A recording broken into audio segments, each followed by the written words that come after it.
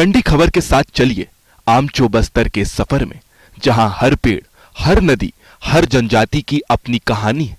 लेकिन सावधान, ये सफर आपको हंसाएगा, रुलाएगा और शायद आपको सोचने पर मजबूर कर देगा कि क्या हम सच में इस धरती को समझते हैं। बस्तर की धरती को देखिए, घने जंगल, ऊंचे पहाड़ और बीच में बहती नदियां। ये 7 जिलों का इलाका है। जगदलपुर, बीजापुर, सुकमा, दंतेवाड़ा, नारायणपुर, कोंडागांव और कांकेर, चारों तरफ हरियाली का समंदर, जैसे प्रकृति ने यहां अपना पूरा दिल उड़ेल दिया हो। यहां की मिट्टी लाल है, लोहे से भरी हुई, और हवा में जंगल की महक। इंद्रावती नदी यहां की रानी है। उसकी लहरें कभी शांत तो कभी उफनती हुई जैसे कोई पुराना गीत गुनगुनाती हो। फिर है शबरी नदी, जो धीरे धीरे बहती है, मानो कह रही हो, मुझे जल्दी नहीं, मेरे पास बहुत वक्त है। और गोदावरी का हिस्सा भी यहां आकर बस्तर को गले लगाता है। ये नदियां सिर्फ पानी नहीं, ये बस्तर की जिंदगी है, जनजातियों का आधार है। लेकिन ये जंगल और नदियां सिर्फ खूबसूरत नहीं, रहस्यमयी भी हैं। चित्रकोट जलप्रपात को देखो, 50 मीटर चौड़ा, 30 मीटर ऊंचा। बारिश में ऐसा लगता है जैसे आसमान से दूध की धारा गिर रही हो। फिर तीरथगढ़ है, जहां पानी शांत सीढ़ियों की तरह गिरता है, और कुटुमसर गुफाएं, जहां अंधेरे में प्रकृति की मूर्तियां बनी हैं। ये भूगोल सिर्फ नक्शे की लकीरें नहीं, ये बस्तर की सांस है। अब चलो इतिहास की गलियों में चलते हैं। बस्तर का नाम सुनते ही मेरे कानों में ढोल की थाप और तलवारों की झनकार गूंजती है। हजारों साल पहले जब महाभारत लिखी जा रही थी, तब पांडव यहाँ के जंगलों में भटक रहे थे। पौराणिक काल से लेकर आज के युग तक बस्तर अपनी छाती में हरियाली और संसाधनों को समेटे हुए है। लेकिन दर्द की शुरुआत तब हुई जब बाहर की दुनिया ने इस शांत धरती पर नजर डाली। अंग्रेज आए, लोहा देखा, जंगल देखा और सोचा इसे लूट लेते हैं। यहाँ के भोले लोग ना विरोध करेंगे और ना ही इनको यहाँ क्या है इस बात की जानकारी है।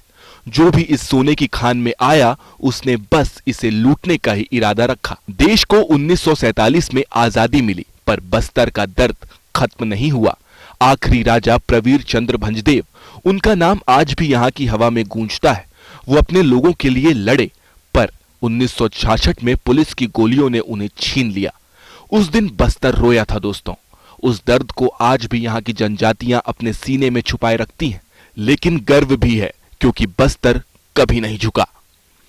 अब बात करते हैं बस्तर की आत्मा की, यहाँ की जनजातियों की। गोंड, मारिया, मुरिया, हलबा, भतरा, धुरवा, ये नाम सिर्फ जनजातियां नहीं, ये बस्तर की धड़कन है। इनके लिए जंगल मां है, नदी बहन और पहाड़ बाप। ये लोग प्रकृति के साथ जीते हैं, उससे लड़ते नहीं। इनकी भाषाएं, गोंडी, हल्बी, सुनने में ऐसी लगती हैं जैसे कोई पुरानी लोक कथा हवा में तैर रही हो। इनकी संस्कृति में दर्द भी है और मस्ती भी। बाहर वाले इसे समझ नहीं पाते, पर ये उनकी आजादी है। फिर है बस्तर दशहरा, 75 दिन का उत्सव, जहां रावण से कोई लेना देना नहीं। यहाँ लकड़ी का विशाल रथ खींचा जाता है, ढोल बजते हैं और पूरा बस्तर एक परिवार बन जाता है। लेकिन दर्द ये है कि नक्सलवाद ने इन त्योहारों की रौनक को कई बार फीका किया। फिर भी ये लोग हारते नहीं, नाचते हैं, गाते हैं और कहते हैं, हमारा बस्तर जिंदा रहेगा। दंतेश्वरी मां यहाँ की शक्ति है। दंतेवाड़ा का मंदिर इन जनजातियों का तीर्थ है।